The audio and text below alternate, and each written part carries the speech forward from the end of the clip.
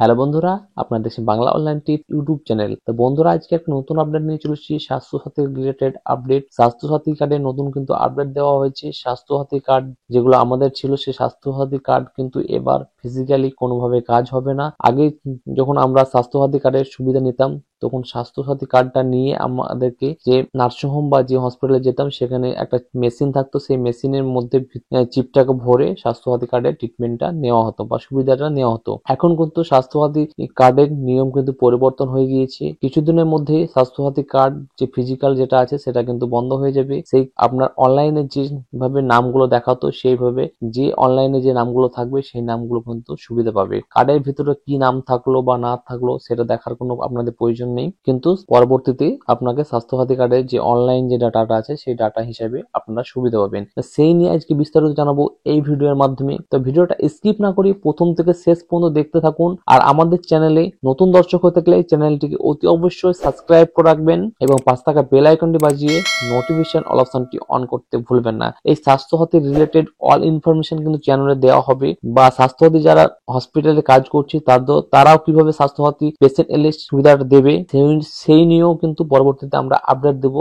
তারাও কিন্তু এই চ্যানেলটিকে সাবস্ক্রাইব করতে ভুলবেন না। তো আসুন শুরু করি। তা স্বাস্থ্যসাথী কার্ডের একটা টেমপ্লেট বা ডেমনস্ট্রেশন দেওয়া হয়েছে। এখন স্বাস্থ্যসাথী কার্ডের যেভাবে আপনারা অনলাইনে সুবিধাটা পাবেন, স্বাস্থ্যসাথী হসপিটালে গিয়ে, যে হসপিটাল বা নার্সিংহোমে গিয়ে, বা নার্সিংহোমের স্টাফ যারা করবে কিভাবে করবে সেটাও তারা দেখে নেবে, এবং যারা সুবিধাটা নেবে তারাও কিভাবে স্বাস্থ্যসাথী যে হেল্প ডেস্ক অপারেটর আছে সেটা কিভাবে দিচ্ছে সেটাও আপনারা জেনে নেন। এখানে দেখবেন স্বাস্থ্যসাথী একটা কি বলেছে এখানে, ইউআরএন নাম্বার মানে আমাদের যে কার্ড, যে স্বাস্থ্যসাথী কার্ডের যে নম্বরটা হয় সেই নম্বরটা এখানে এন্ট্রি করে নেবে। এন্ট্রি করে নেওয়ার পর এখানে সার্চে ক্লিক করবে। সার্চে ক্লিক করলে এরকম একটা ইন্টারফেস চলে আসবে। এরকম একটা ইন্টারফেস আসার পর এরকম আপনার ডান সাইডে দেখবেন এখানে সিলেক্ট অপশন থাকবে। আর যদি সিলেক্ট না থাকে তাহলে আপনার এখানে যদি হট লিস্ট থাকে বা কোনো কিছু থাকে, সেই নিয়ে পরে আমরা ভিডিও দেবো সেটা কি থাকবে। তো এরকম চলে আসার পর যে পেশেন্ট হবে তাকে কিন্তু সিলেক্ট করতে হবে। যেই পেশেন্ট হোক তাকে এখানে সিলেক্ট করতে হবে। সিলেক্ট করে নেওয়ার পর তার সামনে এরকম ইন্টারফেস চলে আসবে, রেজিস্ট্রেশন করা অপশন চলে আসবে। রেজিস্ট্রেশন করা অপশন চলে আসার পর তার এখানে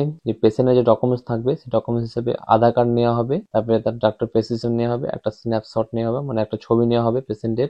এইভাবে একটা ছবি তুলতে হবে পেশেন্টের, মানে যে রুগী আছে তার ছবিটা তুলতে হবে। ছবিটা তোলার পর এইরকম তার নাম, কার্ড নম্বর সমস্ত কিছু হয়ে এআই সিস্টেমে এখানে চলে আসবে। এটা চলে আসার পর আপনি যখন কনফার্ম করবেন, কনফার্ম অ্যান্ড প্রসিড, তখন আপনাকে কি বলেছে, এখানে বলেছে বায়োমেট্রিক, আধার ওটিপি, মোবাইল ওটিপি। কিন্তু এইখানে যে দেখতে পাচ্ছেন যে তিনটে অপশন দেওয়া হয়েছে, এই যে মোবাইল ওটিপি অপশনটা আছে, এই ওটিপিটা কিন্তু তারা চালু করবে না। এই যে তারপরে যেটা আছে বায়োমেট্রিক এন্ড আধার ওটিপি, এই দুটো দিয়ে তারা কিন্তু কাজটা শুরু করবে, বা এই দুটো দিয়ে কাজটা কিন্তু মানে রোগীরা সুবিধাটা পাবে। মানে বায়োমেট্রিক মানে আধার কার্ডের যে বায়োমেট্রিকটা আছে সেই বায়োমেট্রিকটা এখানে কিন্তু হাতের ছাপ দিয়ে তারা সুবিধাটা পাবে, এবং যাদের মোবাইল নাম্বার লিঙ্ক আছে, মোবাইল নাম্বার আধার কার্ডের সঙ্গে, সেই হিসাবে তারা এই সুবিধাটা পাবে, মানে আধার ওটিপি দিয়ে। তো এখন সব থেকে বড় ব্যাপার হচ্ছে যে স্বাস্থ্যসাথী কার্ডে আপনার কি আধার কার্ড নাম্বার লিঙ্ক রয়েছে কি?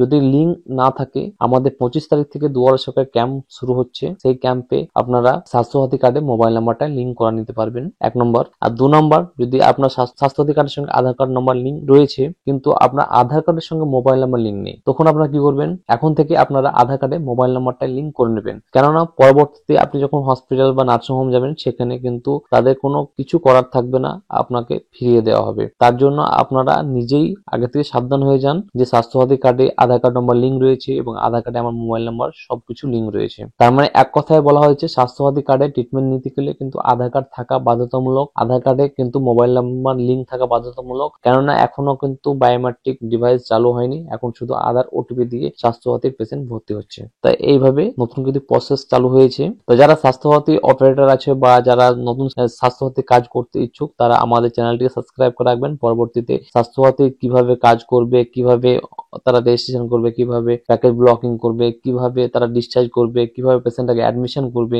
সবকিছু কিন্তু এই চ্যানেলের মধ্যে আমরা আপলোড করব।